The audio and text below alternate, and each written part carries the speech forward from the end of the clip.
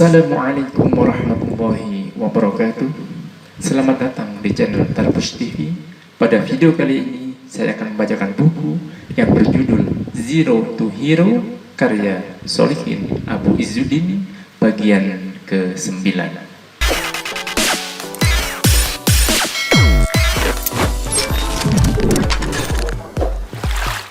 Zerokan diri dengan trilogi tarbiyah. Di dalam Al-Quran ada trilogi tarbiyah yang sangat dahsyat dan monumental untuk pembelajaran diri meraih sukses, yakni trilogi dari tilawah, tazkiyah, dan ta'lim. Hal ini disebutkan dalam surat Al-Baqarah ayat 151, Ali Imran ayat 129, Ali Imran ayat 164, Jumu'ah ayat 2. Coba bareng-bareng kita cermati. Saya sampaikan satu ayat saja, yakni Jumu'ah ayat 2. Moga kamu telah menghafalnya. Allah Subhanahu wa ta'ala berfirman, Dialah yang mengutus kepada kaum yang buta huruf seorang rasul di antara mereka yang membacakan ayat-ayatnya kepada mereka, mensucikan mereka, dan mengajarkan mereka kitab dan hikmah as-sunnah. Dan sesungguhnya mereka sebelumnya benar-benar dalam kesesatan yang nyata. Quran Surat Al-Jumu'ah ayat 2. Ayat ini menggambarkan proses dan sistematika yang jelas, yakni tilawah, membacakan ayat-ayat Allah, tazkiyah, mensucikan jiwa, ta'lim, tu'allimunal kitab wal hikmah, mengajarkan Alkitab dan hikmah. Trilogi tilawah, tazkiyah, ta'lim berangkat dari nol, yakni kaum yang buta huruf untuk membentuk muslim yang unik, syakhsiyah, islamiyah, mutamayyizah.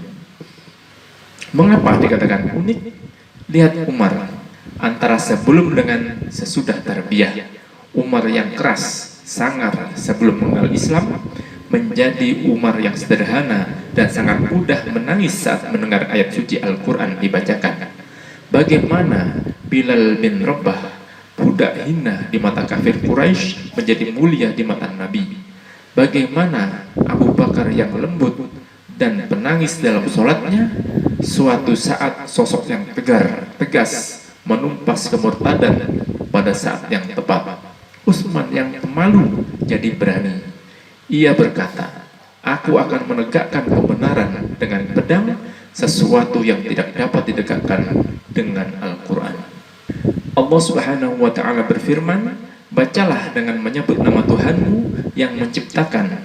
Dia telah menciptakan manusia dari segumpal darah. Bacalah, dan Tuhanmu lah yang maha pemurah, yang mengajar manusia dengan perantaraan kalam.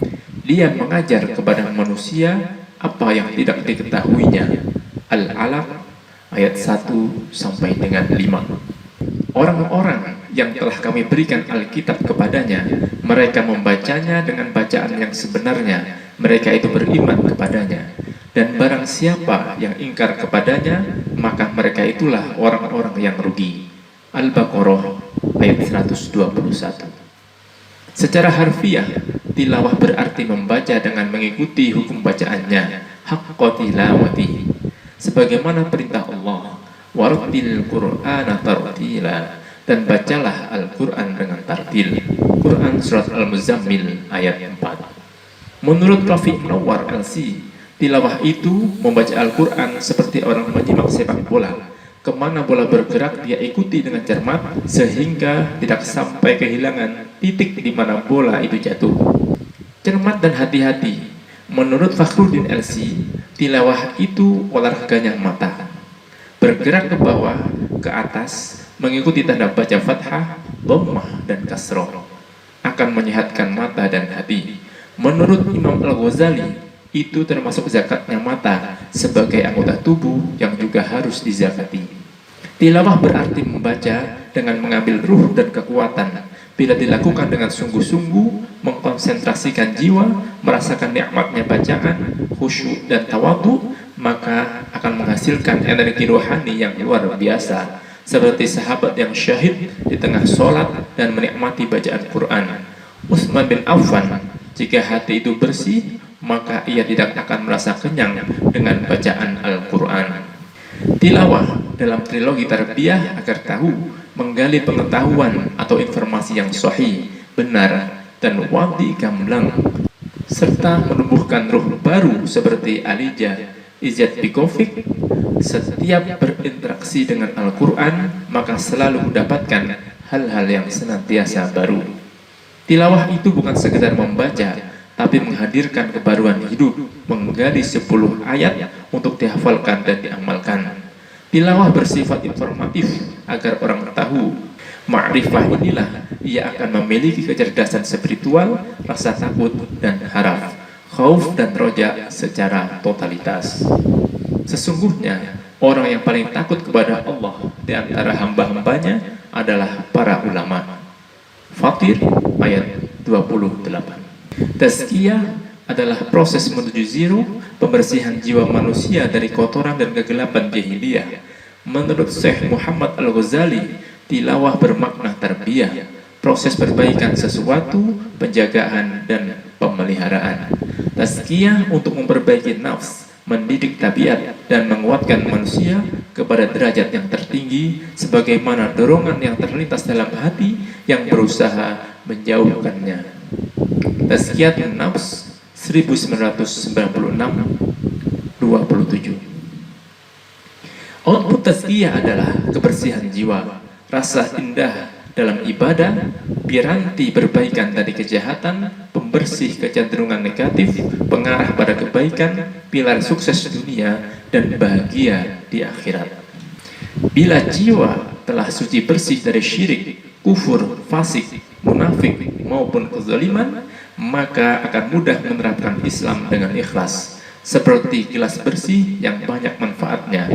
Maka bila hati bersih akan memiliki dorongan, motivasi dan kemauan yang kuat untuk berbuat yang cepat, tepat, akurat, cermat dan nikmat, untuk bekerja yang cerdas, ikhlas, keras, tuntas dan mawas.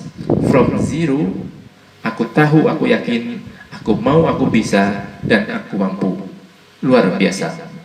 Adapun hati yang pendengki tak akan menghasilkan prestasi, karena hatinya dipenuhi dengan penyakit, kekotoran, prasangka buruk, kegigiran, kejahatan, konspirasi, dan tuduhan.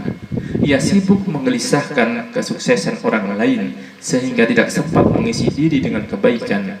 Bahkan kebaikan yang dibangun pun akan musnah oleh kedengkiannya tersebut.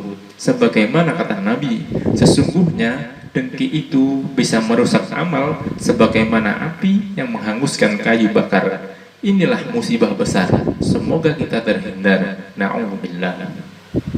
Ta'alim adalah tazwidul ulum, menambah ilmu, penghayaan, pengajaran, pendalaman, pengkajian nilai untuk memampukan diri, meletakkan potensi, mengefektifkan energi. Proses ta'lim dilakukan terpadu, baik yang mandiri, tarbiyah zatiyah, maupun yang bersinergi, tarbiyah jamaiyah. Artinya, setiap pribadi sadar untuk selalu belajar, bersemangat untuk berbuat dan memberi manfaat. Tahu, mau, dan mampu dihidupkan dengan ibadah dan amal soleh, berpikir kreatif, bekerja efektif, sehingga setiap waktunya produktif. Trilogi tarbiyah sangat penting untuk menganalisa keadaan dan melakukan perubahan dari dhalalum mubin, kesesatan yang nyata, menuju cahaya Islam, menjadi khairu ummatin ukhrijat linnas, sebaik-baik umat yang memberi manfaat bagi seluruh manusia. Allah Subhanahu wa ta'ala berfirman, kamu adalah umat yang terbaik yang dilahirkan untuk manusia, menyuruh kepada yang ma'ruf dan mencegah dari yang mungkar, dan beriman kepada Allah. Sekiranya ahli kitab beriman, tentulah itu lebih baik bagi mereka. Di antara mereka ada yang beriman, dan kebanyakan mereka adalah orang-orang yang fasik. Quran Surat Ali Imran ayat 110. Dan tiadalah kami mengutus kamu melainkan untuk menjadi rahmat bagi semesta alam. Quran Surat Al-Anbiya ayat 107. Diagram Zero to Hero 3. Zerokan diri dengan trilogi tarbiyah. Kondisi dhalalum mubin. Proses tilawah, tazkiyah, ta'lim. Tarbiyah, tahu, mau, mampu. Output, khairu ummat, manfaat, rahmat. Zerokan diri dengan zikrul maut. Ingat mati, hidup berarti. Rasulullah Shallallahu Alaihi Wasallam bersabda, banyaklah mengingat penghancur kelezatan dunia, yakni kematian. Hadis riwayat Tirmidzi. Abu Bakar As-Siddiq berpesan, nak, carilah kematian, niscaya engkau temukan kehidupan. Banyak sekali kejadian orang-orang yang divonis mati secara medis oleh dokter malah mendapatkan semangat hidup yang luar biasa, seperti dialami Zulaiha, penderita kanker otak yang diperkirakan dokter hanya bertahan 4 tahun. Bayang-bayang ketakutan menyebut ajal mengiringnya menemukan ketenangan batin, suatu kenikmatan yang diperoleh setelah melewati jalan berliku.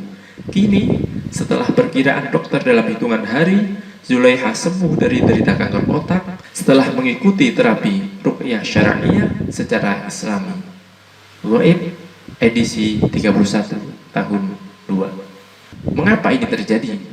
Inilah barangkali rahasia mengapa kita perlu selalu menyadarkan dan menyandarkan keberadaan kita kepada Yang Maha Besar.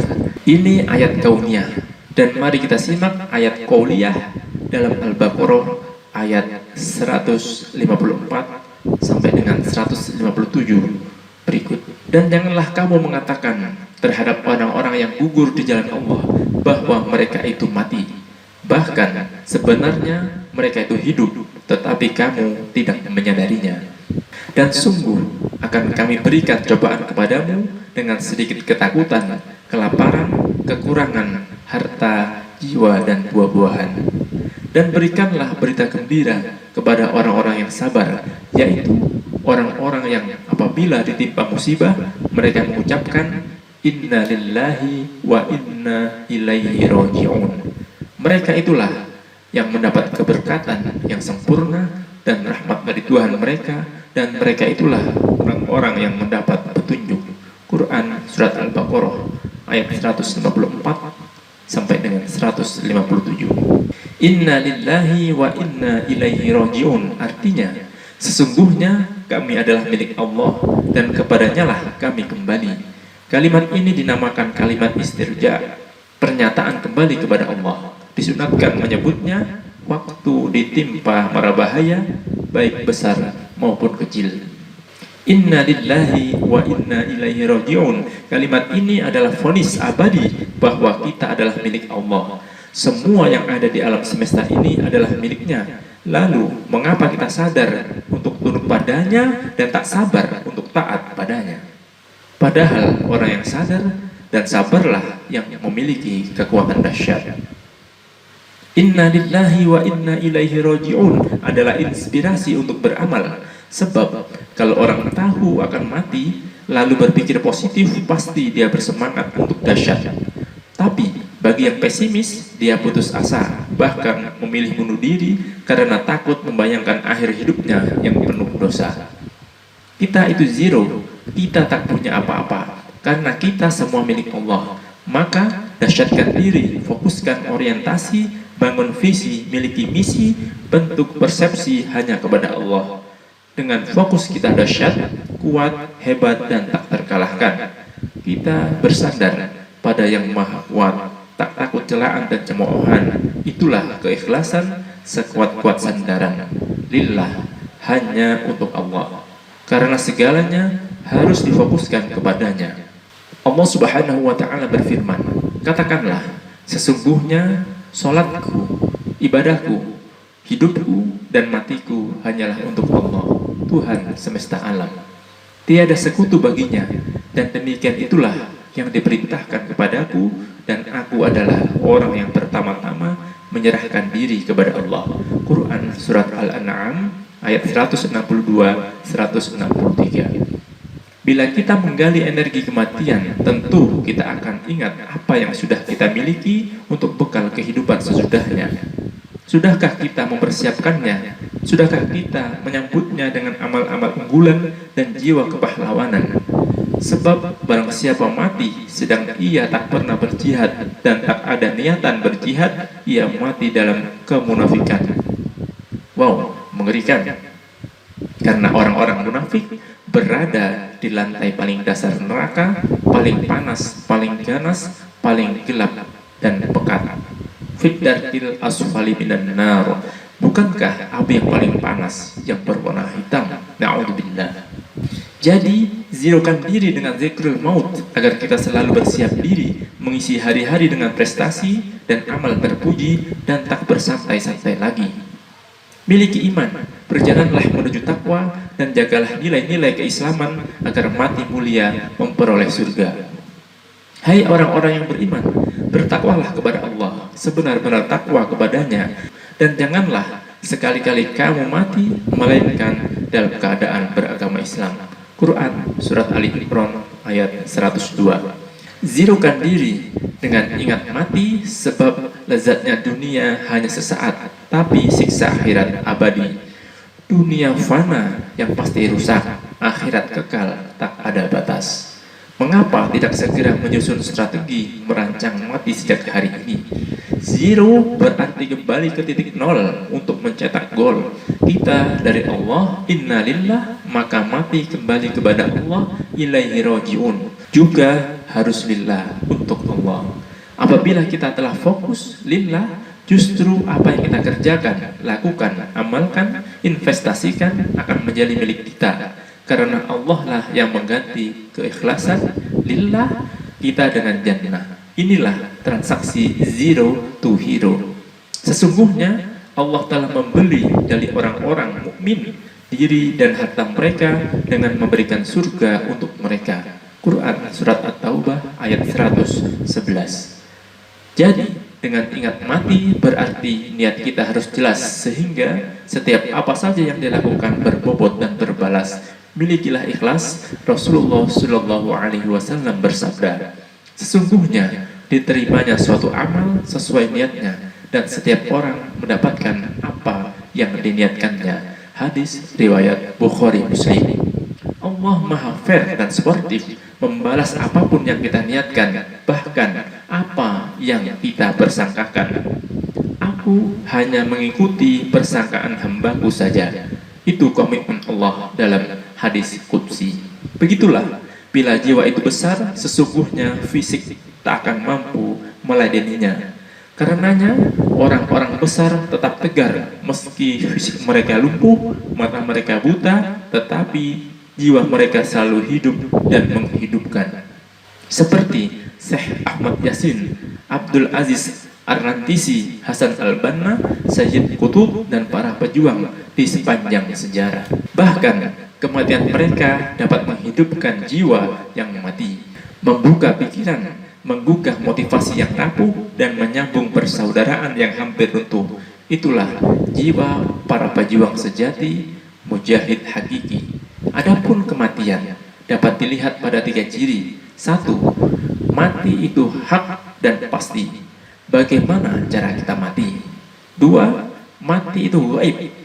Mengapa takut mati tapi tidak mempersiapkan diri? 3. Mati itu tiba-tiba, apalagi yang ditunggu-tunggu, dan mengapa amal ditunda-tunda? Zirokan diri dengan zikrul maut. Hakikat zero. Inna lillah, solatku, ibadahku, hidupku, matiku, ilaihi raji'un. Gaib, pasti, tiba-tiba. Ma'rifah, hero. Iman, takwa, islami. Husnul khotimah. Sumber rujukan Al-Baqarah ayat 153 sampai dengan 156, Al-An'am ayat 162, dan Ali Imran ayat 102. Doa Rabitoh. Allahumma innaka ta'lamu anna hadhihi al-qulub qad ijtama'at ala mahabbatik wal taqut ala ta'atik وتوحدت على دعوتك وتعاهدت على نصرة شريعتك فوثق اللهم رابطتها وعلم بدها واهدها سبلها واملأها بنورك الذي لا يخدو واصرف صدورها بفيض الإيمان بك وجمل التوكل عليك وأحييها بمعرفتك وأمتها على الشهادة في سبيلك إنك نعم المولى ونعم النصير اللهم آمين وصل اللهم على سيدنا محمد وعلى آله وصحبه وسلم. Ya Allah, Engkau mengetahui bahwa hati-hati ini telah berhimpun dalam cinta kepadamu, telah berjumpa dalam taat kepadamu, telah bersatu dalam dakwah kepadamu, dan telah berpadu dalam membela syariatmu. Kokohkanlah ikatannya, kekalkanlah cintanya, tunjukilah jalan-jalannya, penuhilah hati-hati ini dengan nur cahayamu yang tiada pernah pudar. Lapangkanlah dada-dada kami dengan limpahan keimanan dan keindahan tawakal kepadamu. Nyalakanlah hati kami dengan makrifat kepadamu. Matikanlah dia dalam syahid di jalanmu. Sesungguhnya engkaulah sebaik-baik pelindung dan sebaik-baik penolong. Amin. Dan berikanlah salawatmu ya Allah atas Muhammad, atas keluarganya dan atas sahabat-sahabatnya. Karuniakan bagi mereka keselamatan. Penyesalan ahli surga. Tidak ada sesuatu yang paling disesali oleh para penghuni surga kecuali atas satu saat yang pernah mereka lalui di dunia yang tidak mereka gunakan untuk mengingat Allah di dalamnya. Hadis riwayat Tabrani disahihkan oleh Al-Albani. Wallahu a'lam bishawab. Wassalamualaikum warahmatullahi wabarakatuh.